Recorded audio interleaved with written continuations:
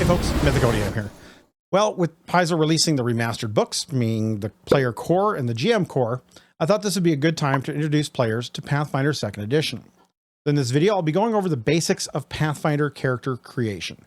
I'll go over the tools available to use, Ancestries, a very brief overview of each class with a more comprehensive guide to each one coming in other videos, and as well, a few of the backgrounds. Now I'm going to cover some optional rules for characters as well, such as the free archetype. So I'm going to have chapter markers in the video so you can skip around to topics you're interested in, but this is going to be more a general guide to character creation, not how to build a specific character per se. Also, I will be focusing this only on the player core rules and not optional rules from outside the basic player core. So let's chat about the character creation in the player core. The first thing to note is that all these rules for Pathfinder Remastered are available or will very soon be available on the Archives of Nethys, which is the official Paizo partner for their game content. Pathfinder is under the Open RPG Creative or ORC license, which means that all their game mechanic rules are available for free. As well, there's an unofficial character builder called Path Builder that is also free, or there is a minimal cost to unlock some premium features. And by minimal cost, I do mean minimal. I'm pretty sure it cost me about $8 Canadian to unlock the premium features. So with this tool, you can plan out your character all the way up to level 20 if you wish, and there's no limit to the number of characters you can create. The developer of the site said it should be updated to remaster rules by the end of November, likely during the week of the 20th, but with Thanksgiving happening in the States and stuff, we'll see if it comes out.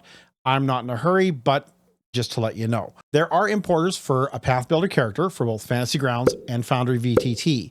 So again, just a wonderful site and well worth the cost of a Timmy's run. I'll have links to both of these down below in the description. Okay, now on to actual character building. So one of the greatest strengths of Path Builder is also a big concern for new players, and that it is very robust. And they have way more options than coming from a game such as Dungeons and Dragons. At every level, a player will gain something new in the way of a general feat, a class feat, a skill feat, class options, and other character advancements such as ability improvements. There are no dead levels for a character in Pathfinder. Now I want to touch briefly on the way a character can multi-class in Pathfinder before I jump into the full build. So in Pathfinder, you do not stop leveling your class to dip into another class as you would in Dungeons and Dragons. What they have is what is called an archetype system. At second level and every 2 levels after, you can forego taking class feats in your base class to pick up an archetype that gives you some abilities from another class. Now, this is generally expanded in the non-remastered lists, but I will focus on the player core, and your options would be another class archetype, such as Bard, Fighter, Wizard, etc. Now, one of the caveats is that you need to take several feats of a chosen archetype before you can take another one. Usually it's about 3 feats, which is 6 levels of your base class. So you take one at 2nd and 4th and 6th, and then around 8th level, you could look at taking another archetype. There are usually prerequisites as well, such as requiring a skill to be a specific proficiency level, such as expert or master, or requiring a specific attribute bonus or better. Game masters have the option to allow players to take a free archetype, meaning you can choose an archetype without losing the feat of your base class. Now, I do highly encourage this as characters gain some more flavor, but do not become more powerful as a result per se. The game does balance the classes, so even with a free archetype, the game stays very balanced. It just allows for more ways and more flexibility and customization than you could see in something like Dungeons and Dragons. Okay, let's get into building a character. I'll be pointing out some updates to them from the legacy rules and differences from D&D. Now, I assume many of you are coming from D&D, and there of course will be likely some players that are checking out the updates to the 2nd edition Pathfinder rules. I will try to keep that to a minimum as I do want to focus on the player core. So in the player core, Paizo does have steps of character creation. I think they have about 10 in total. Now they like to use the ABC of character creation, which means you pick your ancestry, then your background, and your class. I like to do the CAB, class, ancestry, and then background. It makes no real difference what order you pick, but all have a spot in determining your ability modifiers and your base hit points. So unlike D&D, you do not have an array or dice rolls. As well, the 6 attributes of strength, dex, con, wisdom, intelligence, and charisma do not have a number such as a 10 or an 18. It's just the modifiers such as a 0 or a +1 or +4, etc. With the ancestries, the player core has 8. The dwarf, the elf, the gnome, goblin, my personal favorite, halfling, human, the leshy, which is not new to Pathfinder, but kind of new as a core ancestry, and the orc. The other ancestries are sprinkled through other source books and can be used, but you need to check with your game master if it has the uncommon or rare trait. As a quick note, traits are what Pathfinder uses to categorize most things within the rules. We'll go over those in another video as the need arises. There are also 3 versatile heritages, and they have the uncommon trait. So you need to speak with your GM before taking these. These are the Changeling, the Nephilim, and mixed heritage other than the Averian and the Dromar, which is basically a half elf or a half orc. Now, if you'd like to play something like a half dwarf, half goblin, you can with game master approval. When you choose a versatile heritage, you choose your base ancestry, let's say the Leshy. And then your heritage is then chosen from your versatile choices instead of your base ancestry. After that, you're free to choose ancestry feats at specific levels from either the base ancestry or the versatile heritage. Again, this is just a huge amount of customization with just the ancestries. Now you gain ancestral feats at 1st level, 5th, 9th, 13th, and 17th. Some have prerequisites, but you can always choose feats of a lower level if you wish, if they state they can be. Some feats may only be chosen at 1st level and cannot be trained away. Now, these feats will always say that. Ancestries assign boosts and sometimes flaw to your attributes. This is one of the reasons I choose my class first, so I can ensure that if there's an attribute I need, I try not to choose an ancestry with a flaw of that type, but I don't go out of my way to pick an ancestry that has a bonus for it. This is not to say you cannot do it that way, but to each their own. But for me, it does sway me a bit. As an example, I'm creating a Dwarven Wizard with a Changeling versatile heritage for a new game that I'm going to be playing. Now, the dwarf does not give a bonus to intelligence, but more importantly, it does not give a flaw to it either. If I were to pick the Leshy, that would give me an intelligence flaw, which would not be ideal. Now, flaws can be negated with backgrounds and the class you choose as well, which we'll get into later in the video. Again, the choice is yours, and roleplay may trump the flaws, but in Pathfinder, the running statement is that all +1s matter, and I see no need to hinder myself by not choosing an ancestry that will at least not give me the flaw. So as I go through the character creation, I'll use a concept I was planning for the starter box game that I'll be jumping into, a Dwarven Wizard. Once you choose your ancestry, you need to pick your heritage to go with it. For my dwarf, with a versatile changing heritage, I would skip to page 76, and look over the lineages. Now, I chose the Dream May as my lineage, which is also my 1st level lineage feat. Now, it must be chosen at 1st level, and I cannot train out of it. Then I get to choose my 1st level ancestral feat, which I have the choice of picking from the dwarf or changeling. Now, as I already have dark vision as a dwarf, Hag's sight is not really needed, so I want to lean into the changeling a little bit more, so I'm going to take changeling lore. Although Hag claws were very tempting, but as I can choose them at any level that grants an ancestry feat, I will go with the lore for now. As a dwarf, I get 10 base hit points. I am medium sized and I move at a base of 20 feet, which is a bit slower than most others, but no issue there. I get the con, wisdom, and a free boost, which I'm going to choose my intelligence. And I get the flaw of charisma. You also get a set of languages and more depending on your intelligence modifier. I also have dark vision, and I get to have the Dwarven clan dagger. Now let me also explain proficiencies a little bit in Pathfinder. So unlike D&D, you do not gain a bonus to specific attacks or saves as you level automatically. In Pathfinder, we have 5 degrees of proficiency. Untrained, which gives no bonus. Trained is a +2. Expert is a +4. Master is a +6. And Legendary is +8. Depending on your class, you'll get specific proficiencies, and they will increase at certain levels. Now I'm going to skip over to the classes. In the player core, we do get 8. The Bard, the Cleric, Druid, Fighter, Ranger, Rogue, the Witch, and the Wizard. Now the Witch is not new to Pathfinder, but new to the player core. Paizo stated they wanted to bring in another occult caster into the core rules, so we have the Bard and the Witch as the occult casters. Cleric is your divine caster and your primary healer. Druid is your primal caster, and the Wizard is your arcane caster.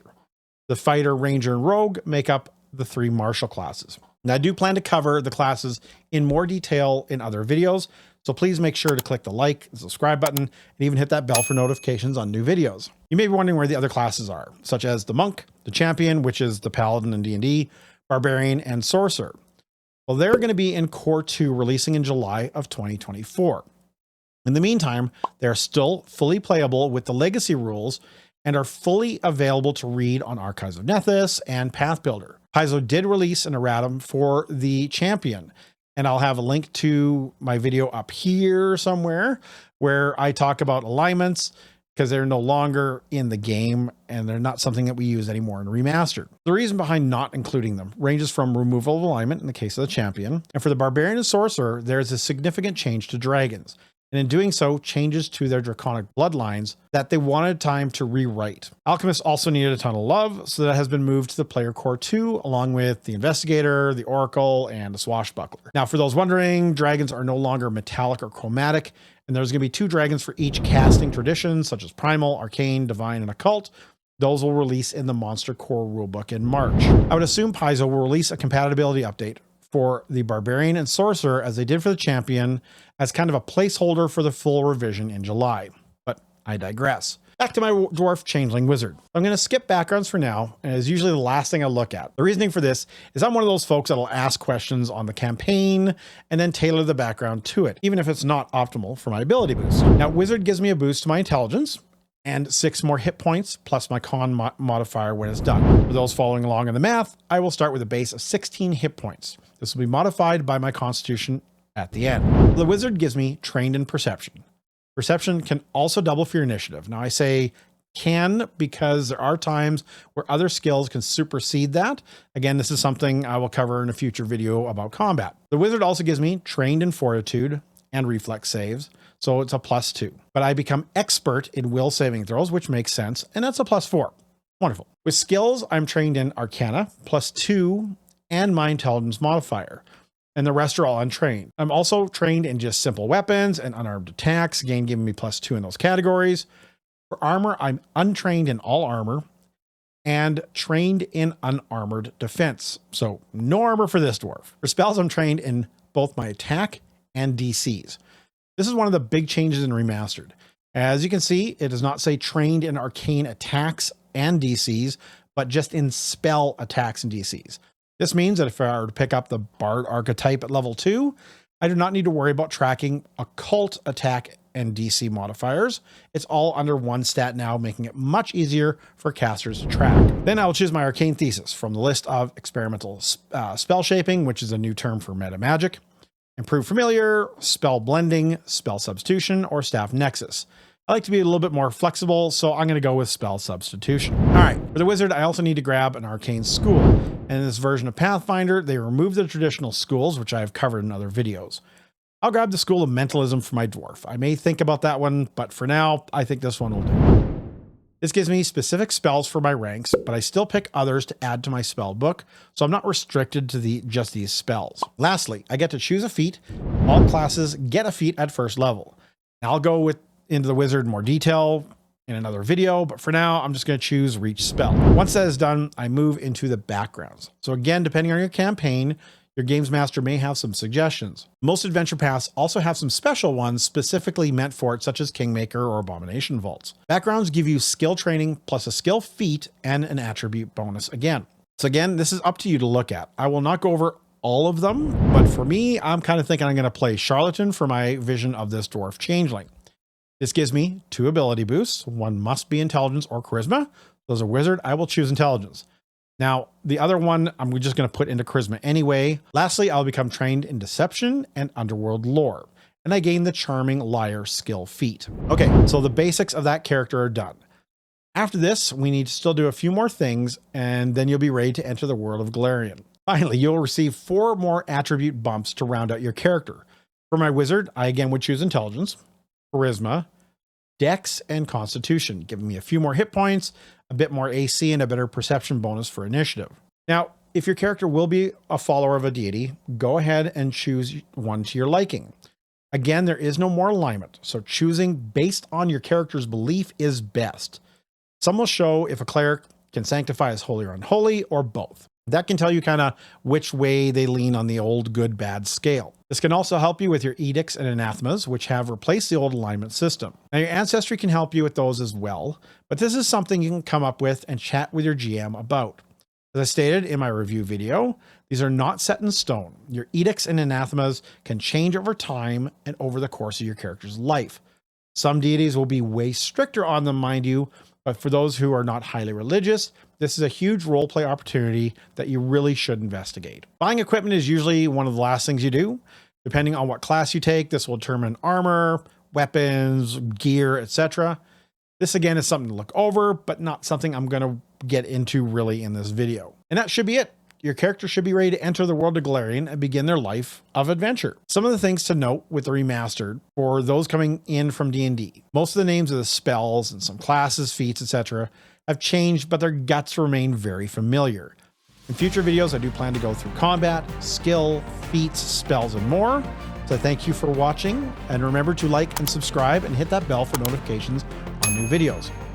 Leave a comment down below on which ancestry you'd love to play. Are there any of the new rules you're looking forward to trying out? I'd love to hear in what order you build your character. Do you start with the class or with an ancestry? Or do you even start with a background and work all around it? I'd love to hear that. In the meantime, and in between time, thank you for watching today, and I'll see you in the next video. Until then, may all your games be full of myth, mirth, and magic. Bye for now.